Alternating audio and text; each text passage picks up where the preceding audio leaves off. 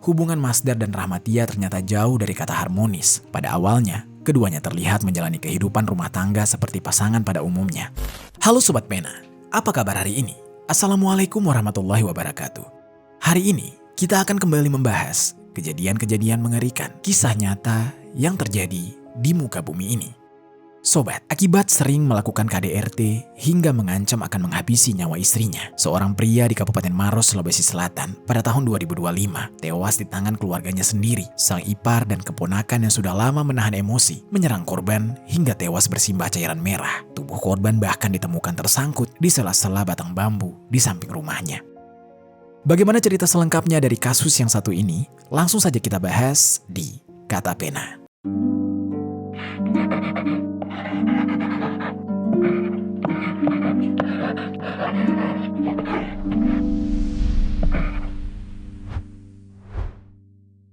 Pelaku pembunuhan ditemukan terjepit di sela pohon bambu di Kabupaten Maros, Sulawesi Selatan akhirnya terungkap.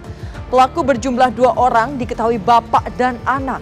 Mereka nekat nyawa korban karena kesal korban kerap menyakiti istrinya yang merupakan adik kandung pelaku.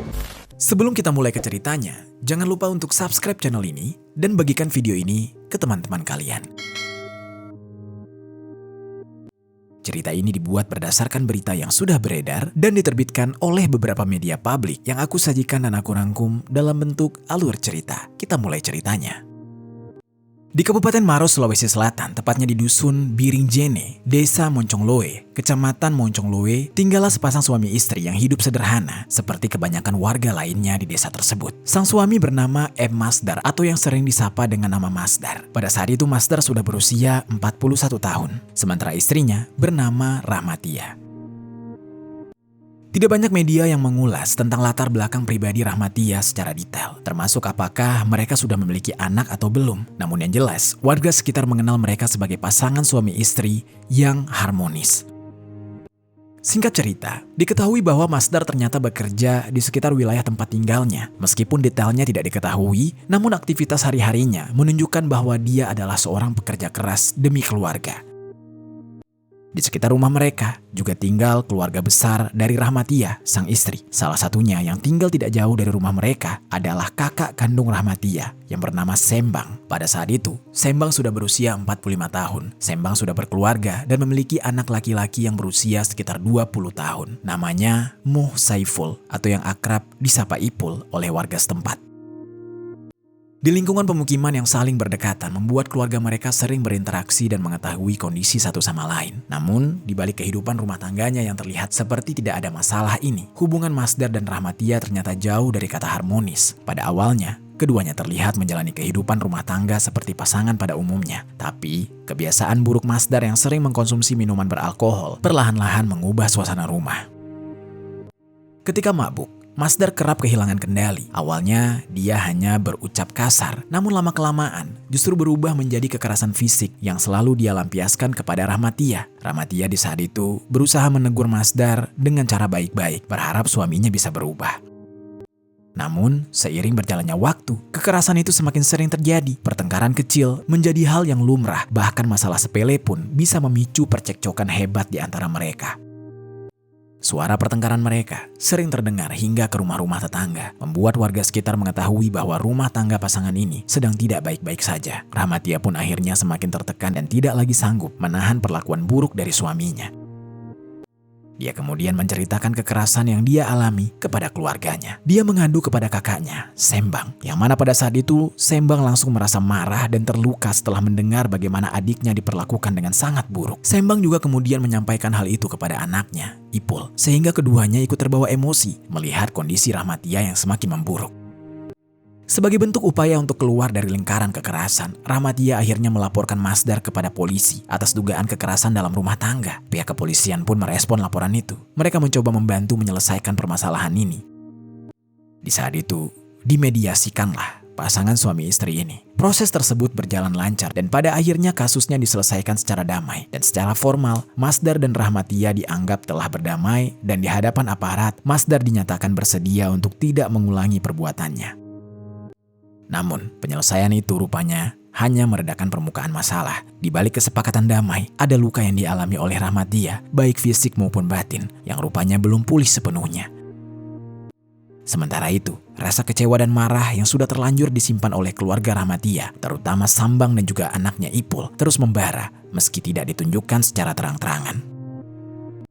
Lalu sobat, singkat cerita, meskipun kasus KDRT Masdar sudah diselesaikan melalui mediasi oleh pihak kepolisian, namun ternyata kehidupan rumah tangga Masdar dan Rahmatia tidak berubah banyak. Keduanya memang terlihat hidup berdampingan, namun suasana di dalam rumah jauh dari kata damai. Luka yang dialami oleh Rahmatia tidak hilang begitu saja, dan Masdar pun meski berjanji untuk berubah, perlahan kembali ke kebiasaan lamanya. Sesekali, tetangga sekitar melihat Masdar pulang dengan kondisi sempoyongan, tanda bahwa dia kembali menegak minuman keras. Suara bentakan di malam hari mulai terdengar lagi dari rumah mereka. Beberapa tetangga yang dulu sempat melaporkan kebisingan menduga bahwa pertengkaran kembali terjadi, namun mereka memilih untuk tidak mau ikut campur terlalu jauh. Dan di dalam lingkungan kecil seperti di wilayah mereka, pertengkaran rumah tangga sering dianggap sebagai urusan keluarga, meski terkadang berujung pada sesuatu yang lebih buruk. Rahmatia yang terus menanggung beban batin kembali menceritakan kondisi rumah tangganya kepada keluarganya. Dia mengaku semakin takut, apalagi ketika Masdar dalam keadaan mabuk. Dia pernah mengatakan bahwa Masdar bahkan mengancam akan menghabisi nyawanya jika dia kembali mencoba melaporkan atau membangkang. Ucapan itu membuat Rahmatia semakin tertekan dan ketakutan. Dia kehilangan rasa aman di rumahnya. Di sisi lain, kakaknya Sembang yang selama ini menahan kemarahan merasa tidak mampu lagi diam. Dia melihat adiknya semakin hancur secara emosional dan mental. Rasa tidak terima bercampur kekhawatiran terhadap keselamatan Rahmatia membuat amarah yang sudah lama dia pendam berubah menjadi bara yang siap menyala kapan saja. Ipul, anak laki-laki dari Sambang pun juga tidak tinggal diam. Dia tidak tahan melihat tantenya terus-menerus menderita. Dalam pikirannya, Masdar sudah terlalu sering bertindak di luar batas kewajaran, dan ancaman yang semakin serius kepada Rahmatia membuat emosi Ipul perlahan berubah menjadi dendam. Hingga hari demi hari pun berlalu, ketenangan dari hasil mediasi tidak bertahan lama. Tak lama setelah upaya perdamaian, Masdar kembali mengulangi kebiasaan buruknya. Tidak hanya dalam keadaan mabuk, terkadang dalam keadaan sadar dia tetap bersikap semena-mena dan kerap merendahkan istrinya. 2 bulan setelah mediasi, suasana rumah tangga mereka kembali memanas, seolah tidak ada penyelesaian yang benar-benar terjadi. Hingga pada hari Jumat tanggal 22 Agustus 2025 sekitar jam 20.30 WITA, pertengkaran kembali terjadi. Malam itu Masdar dan Rahmatia terlibat percekcokan lewat telepon. Saat itu Masdar masih berada di luar rumah, dan ketika telepon ditutup, Masdar pun pulang. Namun kepulangannya justru membuat suasana semakin keruh. Begitu dia tiba di rumah, adu mulut yang lebih keras pecah di antara keduanya. Suasana bentakan terdengar hingga keluar rumah, menembus dinding-dinding bambu yang memecah keheningan malam. Para tetangga yang mendengar mulai gelisah, dan keributan itu segera sampai ke telinga Sembang dan juga Ipul.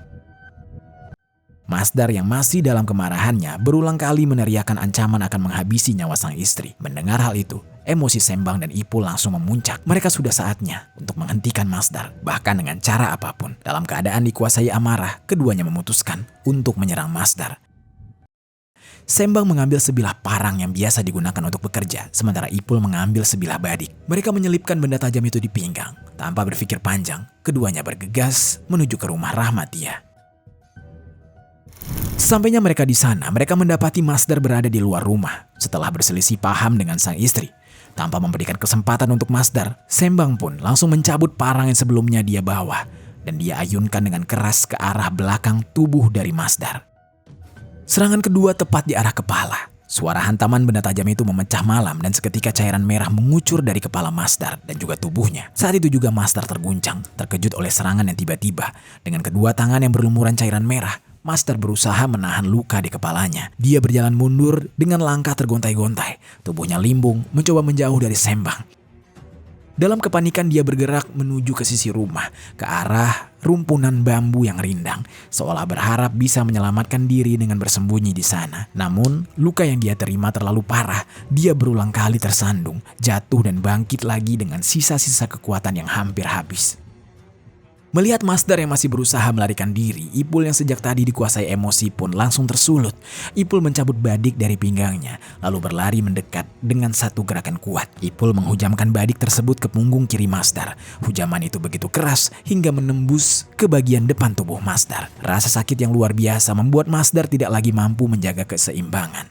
Dia bergerak mundur sambil terhuyung, sebelum akhirnya tubuhnya jatuh ke dalam rumpunan bambu. Batang-batang bambu itu pun menyambutnya dengan kasar dan tubuh Masdar tersangkut di sela-selanya. Kemudian dalam kondisi bersimbah cairan merah, Masdar menghembuskan nafas terakhirnya. Tidak ada lagi kekuatan yang tersisa untuk menyelamatkan diri.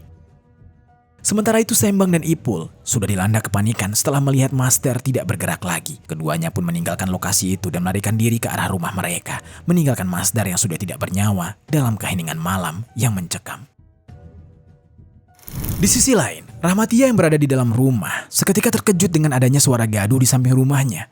Tidak hanya Rahmatia, beberapa tetangga sekitar juga mendengar hal tersebut. Salah satu rekan kerja Masdar yang bernama Tari, rumahnya tidak terlalu jauh dari rumah Masdar. Dia juga mendengar keributan itu. Tari sudah mengenal Masdar yang temperamental. Dia merasa firasatnya tidak enak. Belum lagi beberapa warga sempat memberikan kabar kalau adanya penyerangan terhadap Masdar. Karena khawatir terjadi sesuatu yang buruk, Tari pun segera menghubungi Hartoyo, adik dari Masdar, untuk memberitahu ada yang tidak beres di rumah Masdar.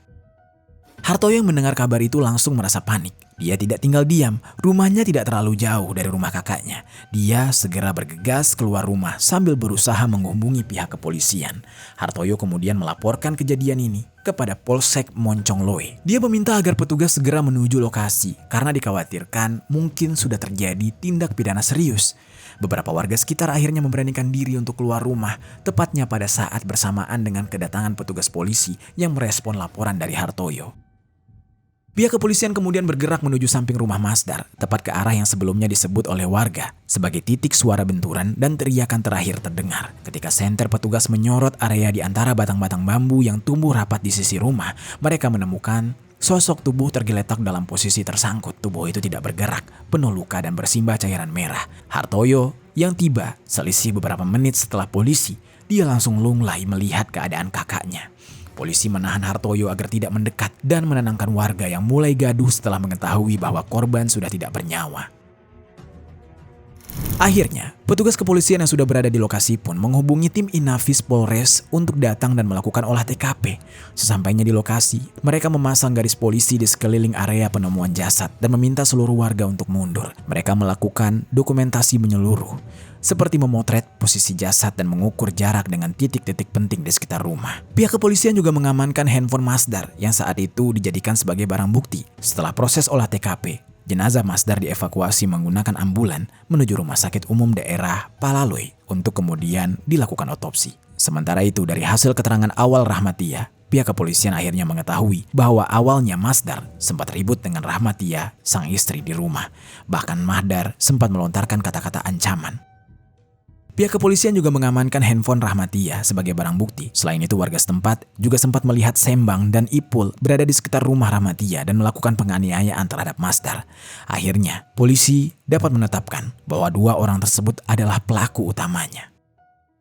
Tim reskrim yang bergerak cepat setelah olah TKP langsung menyebar ke beberapa titik yang dicurigai menjadi tempat persembunyian dua pelaku. Berdasarkan dari keterangan warga, polisi mendapatkan informasi bahwa Ipul, anak dari Sembang, sempat terlihat berlari menuju arah rumahnya setelah keributan terjadi. Pihak kepolisian kemudian mengepung rumah Ipul dan memaksa masuk ke dalam rumah.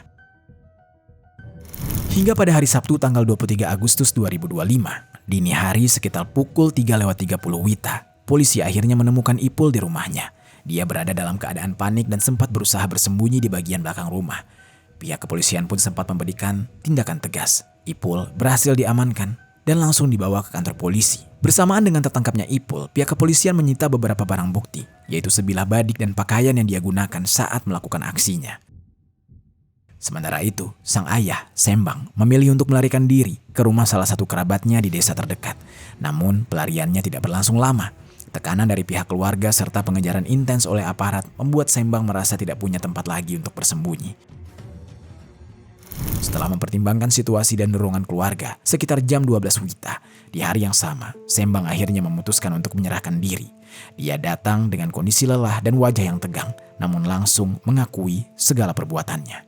Dia juga membawa barang bukti yaitu parang yang dia gunakan ketika menghabisi Masdar. Dengan tertangkapnya dan menyerahnya kedua pelaku, polisi mulai menyatukan keterangan mereka dari hasil olah TKP dan temuan medis yang memperjelaskan seluruh kejadiannya.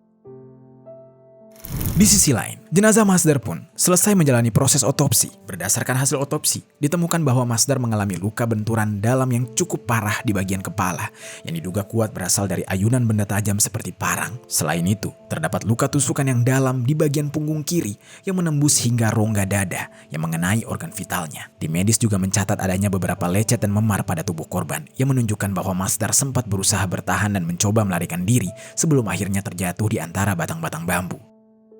Setelah seluruh prosedur medis dan administrasi selesai, jenazah Masdar pun dipulangkan ke rumah duka pada malam hari. Suasana rumah duka dipenuhi oleh keluarga yang menangis dan kerabat yang tidak kuat melihat kondisi Masdar. Keesokan harinya Masdar akhirnya dimakamkan secara layak di pemakaman umum desa setempat. Dan sementara itu, Sembang dan Ipul menjalani proses pemeriksaan secara intensif oleh penyidik Polsek Moncongloe. Di hadapan penyidik, keduanya mengakui semua perbuatan mereka. Berdasarkan alat bukti dan hasil olah TKP dan pengakuan dari Sembang dan Ipul, penyidik menyimpulkan bahwa tindak kekerasan yang dilakukan keduanya sudah memenuhi unsur tindak pidana yang mengakibatkan kematian. Keduanya pun dijerat dengan pasal 338 KUHP tentang penghilangan nyawa. Selain itu, keduanya juga dikenakan pasal 170 ayat 2 dan ketiga KUHP tentang pengeroyokan yang mengakibatkan kematian. Mengingat tindakan mereka dilakukan secara bersama-sama, ancaman pidana dan pasal tersebut bisa mencapai hukuman penjara hingga 15 tahun. Penyidik menegaskan bahwa meskipun motif mereka dilatar belakangi amarah dan rasa tidak terima terhadap perlakuan Masdar terhadap Rahmatia, tindakan main hakim sendiri tetap tidak bisa dibenarkan. Itu dia sobat, kisah dari Masdar yang berakhir dengan sangat mengerikan di tangan ipar dan keponakannya sendiri akibat sikap kasarnya terhadap sang istri. Apa pelajaran yang bisa kita ambil dari kisah ini? Oh ya sobat, aku pengen ngasih tahu ke kalian, Kata Pena tergabung di dalam program YouTube Shopping Affiliate. Nah, buat kalian yang sedang mencari barang-barang yang menarik dan keren, aku punya beberapa rekomendasi produk untuk kalian. Kalau tertarik, langsung saja klik link produk di pojok kiri bawah untuk pembeliannya.